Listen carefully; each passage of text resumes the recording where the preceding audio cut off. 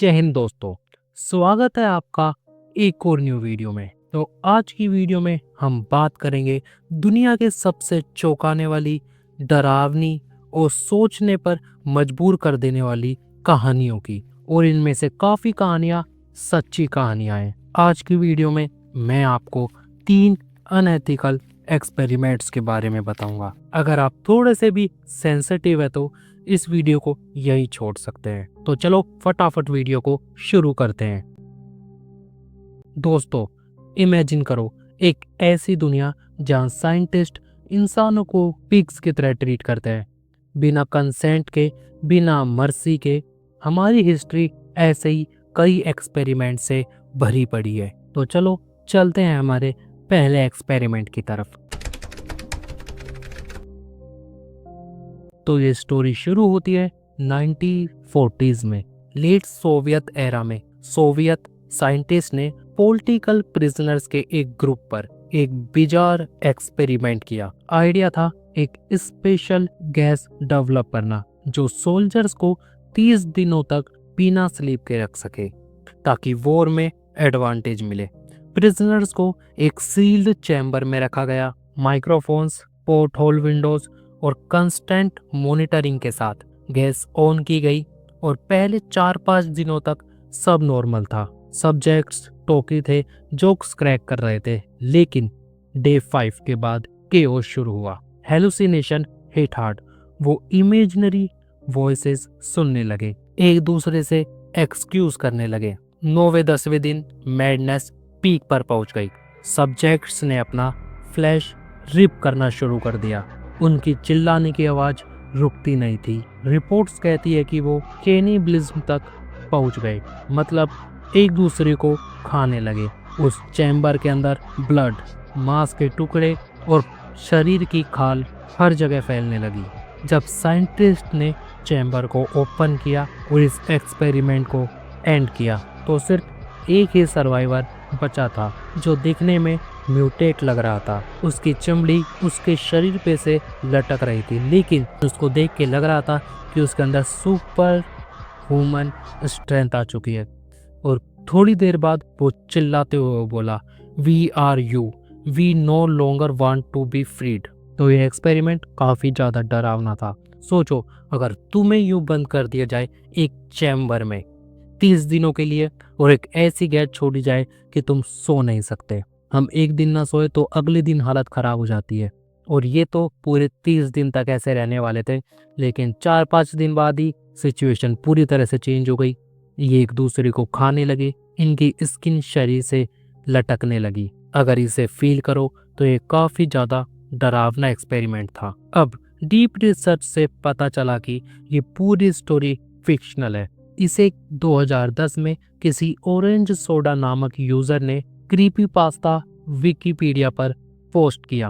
अब जब शुरुआत में मैंने इस स्टोरी को देखा तो शुरुआती कुछ लाइनें पढ़ के मैं भी डर गया कि भाई ऐसा कैसे हो सकता है। लेकिन थोड़ी रिसर्च करने के बाद पता चला कि जो स्लीप एक्सपेरिमेंट था ये एक रूमर्स था, एक अफवाह थी जो कि कुछ लोगों द्वारा यूं ही फैला दी गई। और स्टडीज कंफर्म करती है कि कोई भी व्यक्ति 72 घंटे से ज्यादा बिना स्लीप के रह ही नहीं सकता। और अगर कोशिश भी करे कोई तो उसका ब्रेन फंक्शन कोलैप्स हो सकता है। आपको क्या लगता है, आप 5 दिनों तक बिना सोए सरवाइव कर सकते हो? कमेंट पे जरूर बताना। वर्ल्ड वॉर 2 के डार्क चैप्टर में से एक और कहानी, इंपेरियल जैपनीज आर्मी का यूनिट 731, जो कि एक गुप्त रिसर्च और डेवलपमेंट यूनिट थी, जिसका असली काम बायोलॉजिकल और केमिकल हथियारों का विकास और टेस्टिंग करना था। लेकिन ये रिसर्च असल में बहुत ही खतरनाक और इंसानी एक्सपेरिमेंट से भरी हुई थी। युद्ध के टाइम पे खुद को मजबूत दिखाना और सामने वाले लोगों को हराना, इसके लिए यह कुछ भी कर सकती थी, जैसे कि प्लेग, मतलब किसी भी तरह का वायरस या बीमारी, और खतरनाक बैक्टीरिया, इनका यूज करके इंसानों को ही हथियार बना देना और फिर उन्हें टेस्ट करना। ये टेस्ट के लिए ज्यादातर चीनी और कोरियाई नागरिकों को निशाना बनाते थे और उन्हें चीन के गांवों में इस्तेमाल करते थे, जिस कारण वायरस या उस प्लेग के असर से काफी सारे मासूम लोग मारे जाते थे। इनके मानव शरीर पर एक्सपेरिमेंट इतने डेंजरस होते थे कि अगर आप सुन लो तो आपकी रूह कांप जाए। इनके पास जितने भी कैदी होते थे, जैसे कि चीनी, कोरियाई, रूसी और कभी कभी पश्चिमी कैदियों को बिना एनेस्थीसिया के सर्जरी करना, मतलब बिना कोई बेहोशी की दवाई या इंजेक्शन लगाए उन पर एक्सपेरिमेंट करना, उनके अंदर वायरस डाल देना और उसके बाद उनके शरीर को काटना।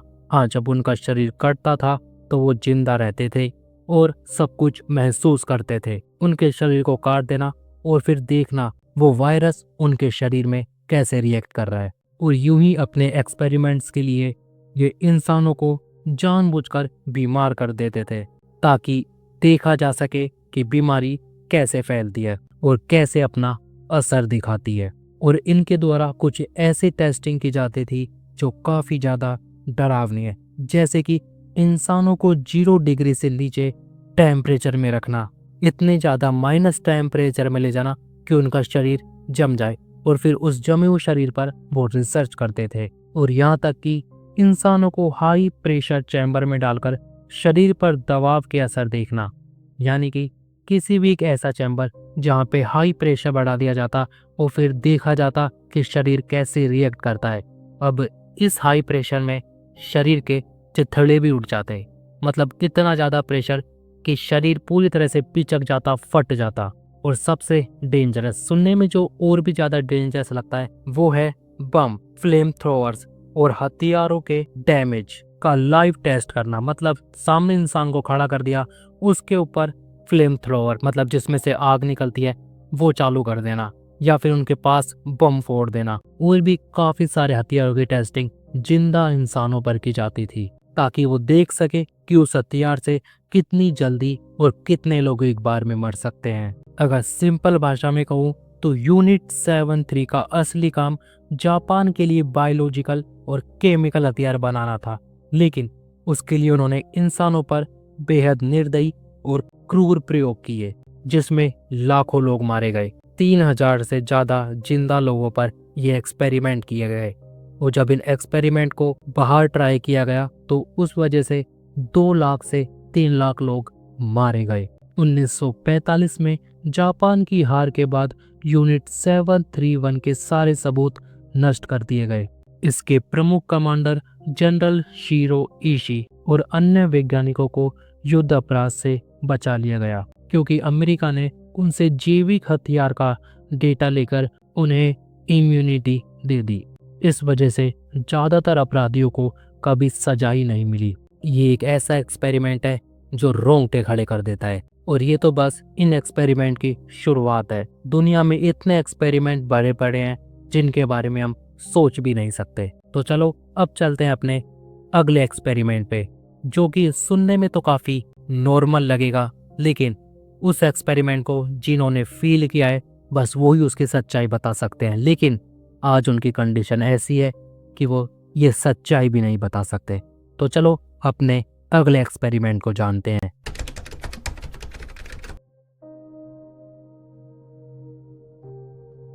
तो दोस्तों, तीसरे एक्सपेरिमेंट के लिए मैं सॉरी बोलना चाहूँगा, क्योंकि इस एक्सपेरिमेंट की जो ऑडियो फाइल थी वो करप्ट हो चुकी है। और क्योंकि मैंने इसको पहले रिकॉर्ड कर लिया था तो इसलिए मैंने जो इसकी स्क्रिप्ट है उसको भी डिलीट कर दिया। और ना ही मेरे पास अभी टाइम है इतना कि मैं इसे दोबारा रिकॉर्ड करके एडिट करने बैठूं। तो इसलिए इस वीडियो में हम सिर्फ 2 ही एक्सपेरिमेंट कवर कर पाएंगे और थोड़ी देर में मुझे वीडियो अपलोड करनी है। तो चाहते हुए भी मैं इस तीसरे एक्सपेरिमेंट को दोबारा से रिकॉर्ड नहीं कर सकता। तो उसके लिए मैं आपसे तहे दिल से सॉरी बोलता हूँ। इन फ्यूचर जब मैं ऐसी और वीडियोस बनाऊंगा तो उसमें पक्का मैं इस एक्सपेरिमेंट को कवर करूंगा। तो एक बार फिर से सॉरी। तो आई होप आपको वीडियो पसंद आई होगी। इस वीडियो में हमने 2 एक्सपेरिमेंट कवर किए। एक था द रशियन स्लीप एक्सपेरिमेंट और दूसरा था द यूनिट 731, जिनमें से रशियन स्लीप एक्सपेरिमेंट एक अफवाह थी, लेकिन जो सेकंड एक्सपेरिमेंट था यूनिट 731 वो सच में हुआ था। उसकी इमेजेस भी आपने देखी होगी। तो चलो ठीक है, इस वीडियो को यहीं पे एंड करते हैं। तो तो मिलते हैं किसी नेक्स्ट वीडियो में, तब तक के लिए जय हिंद, जय भारत।